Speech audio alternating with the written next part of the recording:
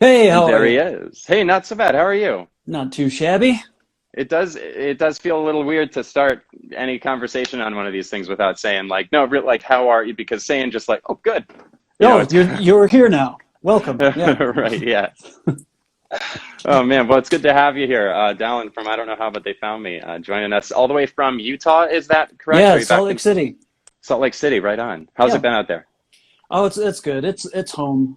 I was in LA for about 10 years or so and just really glad to be out of there and back to a well, I don't know if normal's the right word. Normal for me. Yeah, yeah, for sure.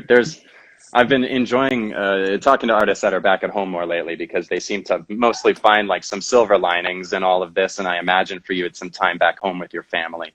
Um, Yeah, it's weird. I think musicians aren't quite having the exact same quarantine experience as everyone else because this is the longest period of time I've been home in maybe a decade. So that's the upside of it for me. yeah, man, that's rad. It's cool to see you're getting some time at home, but not necessarily some time off, I imagine, because we're only a couple of weeks away from this new record coming out. Razzmatazz due out on the 23rd.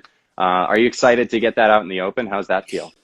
Oh man, it feels great. It almost feels like I've been going insane just waiting for this thing because it's been delay after delay after delay, and it's been written for a really long time. And we finally got the opportunity to record it in February, and that's when coronavirus started showing up in the news and in the U.S. And so we've been on lockdown, and that's delayed things. You know, mixing it took a while longer than we had hoped for, and then we had our release date, and then that got delayed too, just because the vinyl company couldn't produce the order in time for the release because of Corona. So it's been stressful, but yeah, it feels good to be able to begin that process of getting music out into the world.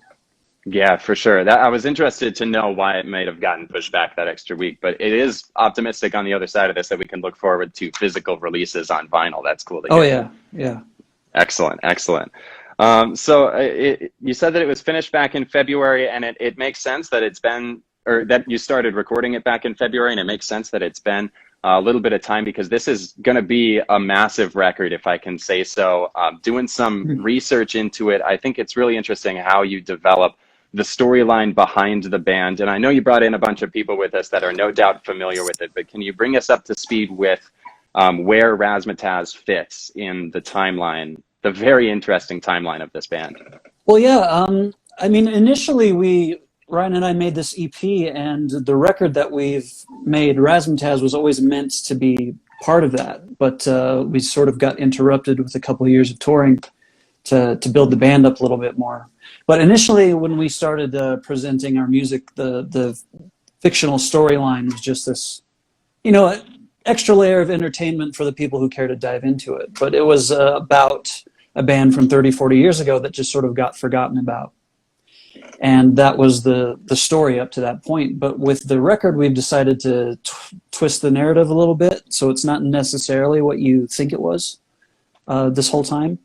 So we decided to do that rather than just keep doing the same thing over and over again. And we'll change it again in the future. We might even not have fictional storylines in the future. It's just something that felt like a fun idea. Yeah, what inspired you to go about it in such a mysterious way? I love like all the little hints in the music videos and like on the website, and there's so much to dive into. Was there any like Well, event that stands out? well, there's a few things that I think were sort of the genesis of that. I'd probably start with like David Bowie doing Ziggy Stardust or the Beatles doing Sergeant Pepper. You know, I've always been a fan of like concept records and diving into those fictional storylines and that artwork that those bands and artists have made. So it's definitely not a new thing. But another reason for doing it is because of how I grew up and how I discovered music when I was young. You know, there was no internet, and you weren't constantly being sold things like follow us here and subscribe to this and make sure to do that and that and that. You had to go chase down the things that you loved.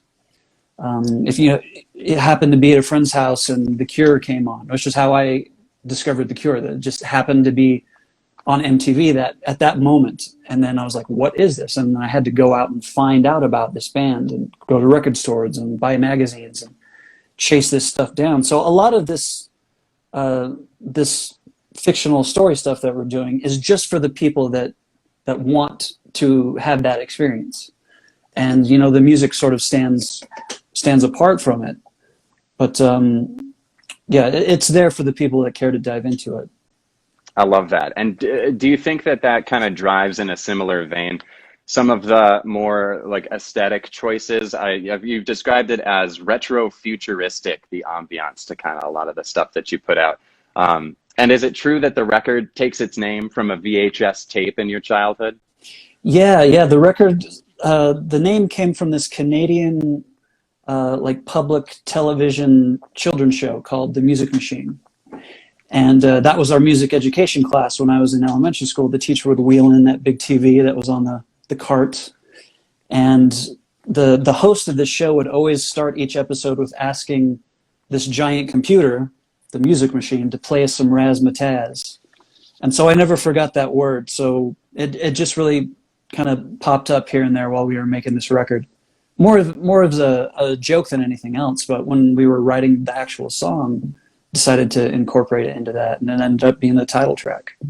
Man, that's amazing. I love that. I love the story behind that, and I'm interested to see what else we get on the record. Razzmatazz, again, due out on the 23rd.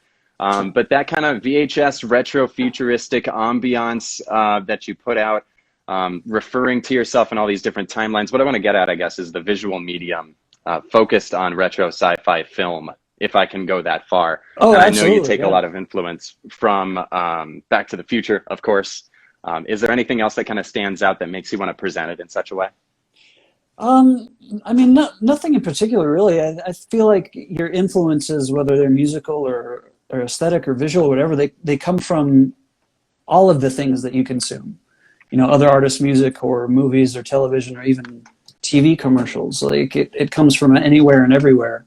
And so I think that everything we do, at least aesthetically, is just sort of a mashup of all that stuff that I grew up with and was impressed by or that influenced me.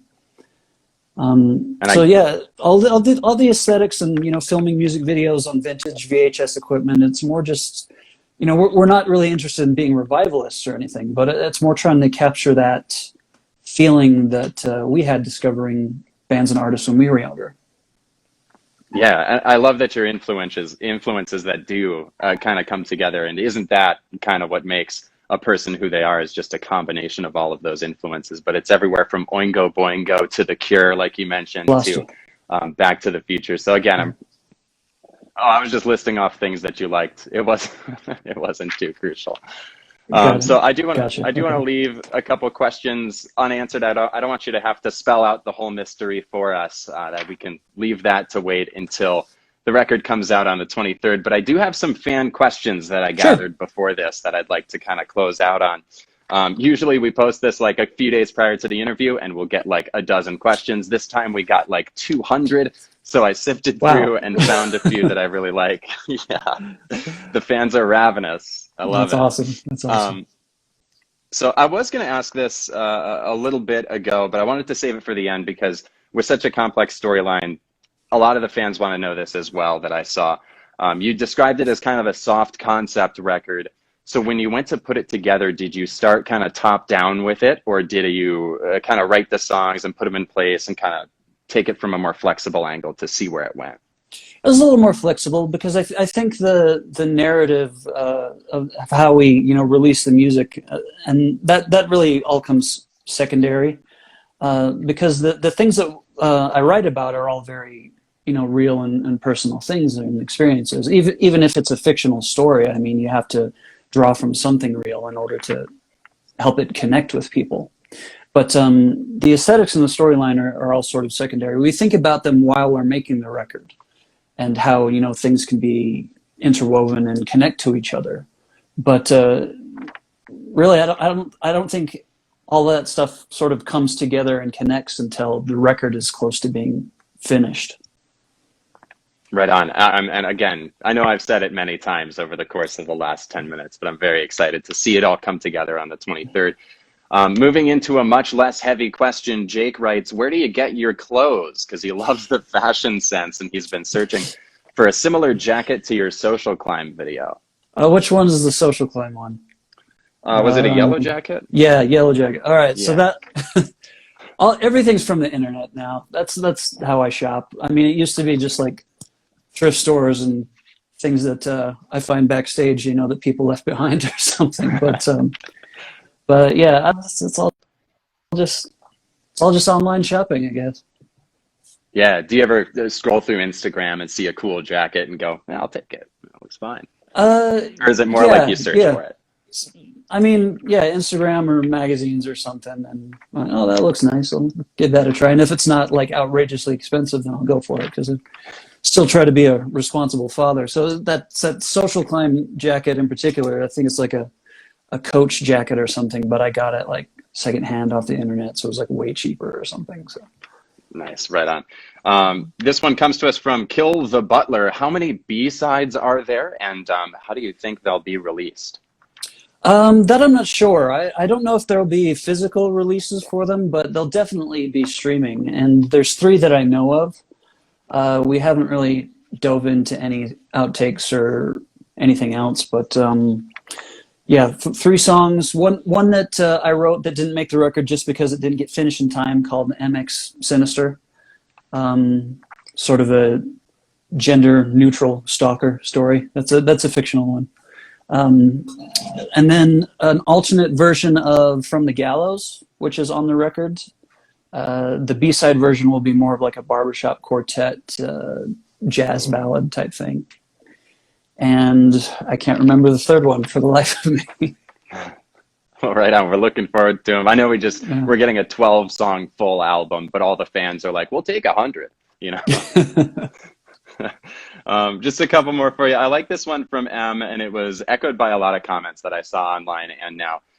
What do you hope that the fans take away from this record, Razzmatazz, that's coming out? Is there like a message that you want people to get, or is it more abstract? I like how you put it once, something like an exercise in imagination.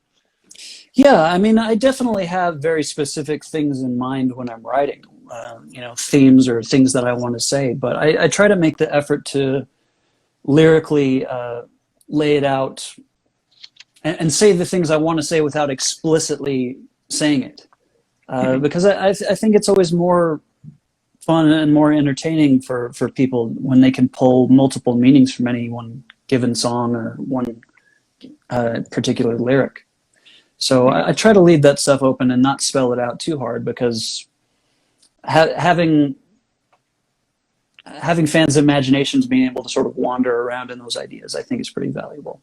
Yeah, as with any great art, we'll let the music speak for itself when it comes out in just a couple of weeks. Another really light one that came through on the Instagram stream when we just got started that I can't avoid. Halloween's coming up towards the end of the month. What's your take on candy corn?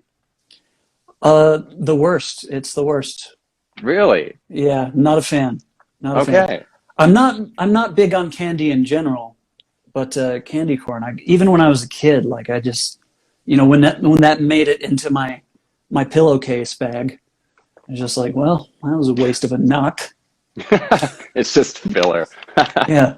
I think that's the first thing we've so far. I think candy corn is top tier, but different strokes, I suppose. Well, it's a love it or hate it thing, but I'm Mhm. in the latter camp. That's fair enough. All right, my last two questions. I like to ask everybody that comes through the big room, virtual or otherwise. I'm working on a map. I want to ask you what the prettiest American state is in terms of its geographical outline alone. What state has the prettiest shape? Utah, 100%. Utah. Yep. Yeah, it's geometric, but it takes a little left-hand turn up in that top right-hand corner. It's got that little notch out of it. Yeah, Very, yeah. it's geometric, but it's asymmetrical, and you got that big beautiful Salt Lake over in there in the middle. I'd put that on a T-shirt. I'll wear that. Just the outline of Utah. I think it's you and Yeah, the Aces that both said Utah, which makes sense. yeah. Um, It's and home. yeah, absolutely. My very last question to send you off on is the classic question that, again, I like to ask everybody that comes through. Would you rather, if you had to fight one horse-sized duck or 100 duck-sized horses? Either one, just bring it on. I will beat the crap out of every one of those animals. So I pride myself on my ability to get in a fight and win with any animal in nature. So even these animals, they aren't in nature. Fictional animals, oh man, I can beat the crap out of them easily. That's Sleep. that's amazing. I've asked that question like 40 times, and not once has someone said both. Both So at the exact same time. Give me that duck-sized horse and those duck-sized horses. And oh, that's amazing. A very courageous answer from Dallin. bring I don't bring know it how. on, fictional imagination animals. I love it. Well, thank you so much again, Dallin. We'll let you go and get on with the rest of your day. Thanks for everybody for being here. Looking forward to the new record, Razzmatazz, out on the 23rd. And I hope you have a good rest of your day. Thanks so much again. Thanks for the questions and thanks for hitting me up. I really appreciate it, and for playing our music. That's so kind of you to do. It's Of really course. appreciated. Oh, our pleasure. Leave Me Alone is on air now, and I'm hoping we'll spin some more here in the future, but I can't attest to that just yet. Of course. Right on. Of course. Of course. Well, thanks again. I appreciate it. Of course. Take care. We'll see you.